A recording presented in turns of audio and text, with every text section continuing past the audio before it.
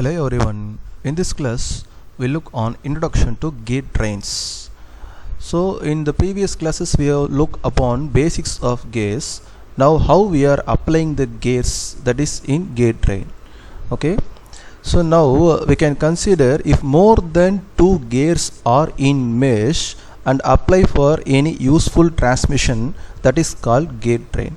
So we can have n number of gears in mesh like this. Say here gear 1 and 2 and 3 are in mesh. We can have any number of gears that is in mesh, that is called gate train. We have some classification on gate train. Let us consider first one as simple gate train. That means in simple gate train, all the gears are adjacently meshed. That means 1, 2, 3 and n number of gears in mesh only in adjacent. Okay, not gear over gear. So that is called simple gate train. Now let us consider 3 gears are in mesh as a simple gate train like shown here. So now consider the speed of the gear 1 and gear 2. As we know that number of teeth are in opposite, that means speed and number of teeth are inversely proportional. So therefore n1 by n2 can be written as t2 by t1. Similarly, if we come to 2 and 3, for gear 2 and 3, n2 by n3 can be written as t3 by t2. If you multiply these two, n1 by n2 into n2 by n3, that will be equal to t2 by t1 into t3 by t2.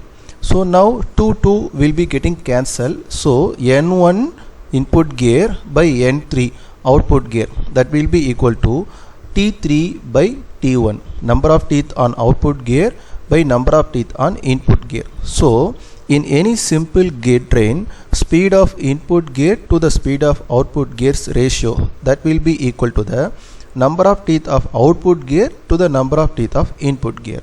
So that is in simple gate train. So now second classification is compound gate train. Now in this one, in the same shaft, if more than one gear are in mesh, that is called compound gate train. Now if we consider this gate train, here gear 1, gear 2 and gear 2 and 3 are in same shaft. So therefore 2 and 3 are called compound gears here, and 3 is in mesh with gear 4. So therefore here the transmission is based on compound gate train. Now we'll apply the same speed ratio over here. n1 by n2 will be equal to t2 by t1. Since 2 is equal to 3, that means speed of 2 equal to speed of 3, n2 equal to n3 here. So therefore n3 by n4 will be equal to t4 by t3. Now similarly, if we multiply these two, n1 by n2 into n3 by n4, that will be equal to t2 by t1 into t4 by t3.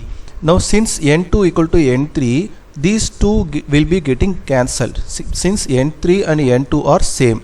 So therefore n1 by n4 equal to t2 by t1 into t4 by t3. So finally the speed of input gear by speed of output gear, the ratio, that will be equal to product of number of teeth on the driven gear by product of number of teeth on driving gear. Here 2 is the driven gear and 4 is the driven gear, and 1 and 3 are driving gear. So therefore t4 into t2 here and t1 into t3. So that is get multiplied. So t2 into t4 by t1 by t3. So that is speed ratio between input and output gears. Now coming to the third gate type, that is called riveted gate trains or coaxial gate trains. This is also another compound gear, but the axis of the mating teeth should be aligned together like this. Consider these two gears are compound gear rotating in the same shaft. So let us take, this is the input gear and this is the mating, this is the compound gear for this one, and this is the mating gear for this compound gear, and this is the mating gear for this compound gear. Now these two mating gears should be aligned, that means axis of these two gears should be aligned. So that is called riveted gate train or coaxial gate train. So for the velocity ratio, this is same as compound gate train. We have to follow the same velocity ratio concept what we have followed in compound gate trains. Now the fourth classification is epicyclic gate trains. So in epicyclic gate trains, any two gears are connected with an arm. So that arm will be having a control over the speeds of gears. So that is called epicyclic gate train. Now consider two simple epicyclic gate trains here. Now there is an arm here. So this arm is now rigidly fixed over this center gear, big gear. So therefore this is rotating like this. In the same way, if this arm is connected over this blue colored gear, that will be rotating at the center, and this yellow colored gear will be rotating around like how you are looking here. So like this, here a small gear is like sun gear and bigger gear is rotating over here. Here big gear is like sun gear and small gear is rotating over here. So this type of control we can get in epicyclic gate train. So either we can rotate the smaller gear or bigger gear, or we can fix the arm at both the ends. We can run the gear like normal simple gate train. So this is about epicyclic gate train.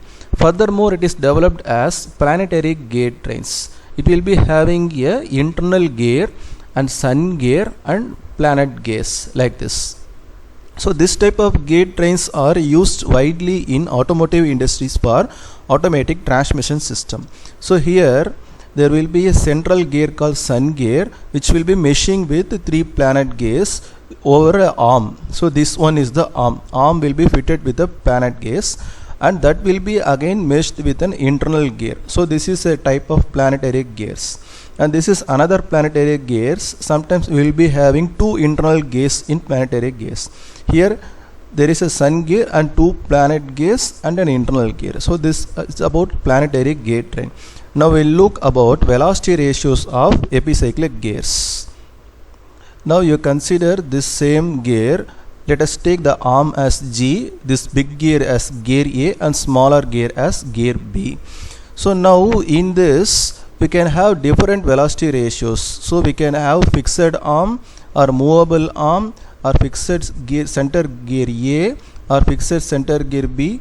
Anyway we can make transmissions. So therefore we need to use a system to convert the speeds into algebraic equation. So whatever we require, then finally we can substitute in that algebraic equation and we can determine the remaining speeds.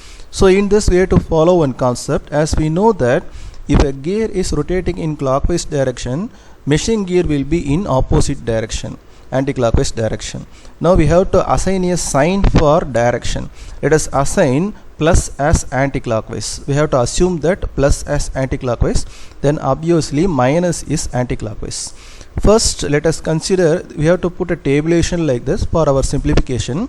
The tabulation contains conditions of motion, speed of the gears, and what are all the gear elements here: arm, gear A, gear B, that we have to assign here. First step is we have to assume that arm G is fixed and give plus 1 revolutions to gear A. That means we are rotating 1 RPM for gear A anti-clockwise direction. So in this condition arm speed is 0 and gear A is plus 1. That means gear A speed equal to 1 RPM anti-clockwise. To determine the speed of gear B, we have to use the gear ratio. We know that NB by NA equal to TA by TB. Since NA equal to 1, we can replace NA equal to 1. So therefore NB equal to TA by TB. Here the minus sign represents that this is rotating in clockwise. Because this gear is rotating in anti-clockwise, the meshing gear must be in clockwise. So therefore NB equal to minus TA by TB. So here we have to use only plus and minus for direction of rotation and should not be algebraically multiplied anywhere. So now in the second step, for plus 1 revolution, we have to use plus x revolutions for the same conditions. So arm G is fixed, plus give plus x revolutions to gear A. So 0 plus x, so NB equal to minus x into TA by TB. And third step is add y revolutions to all elements, y, y, y, and total motion is y, x plus y, y minus x into TA by TB. So finally speed of arm N equal to y, speed of gear A N A equal to x plus y, and speed of gear B NB equal to y minus x into Ta by Tb.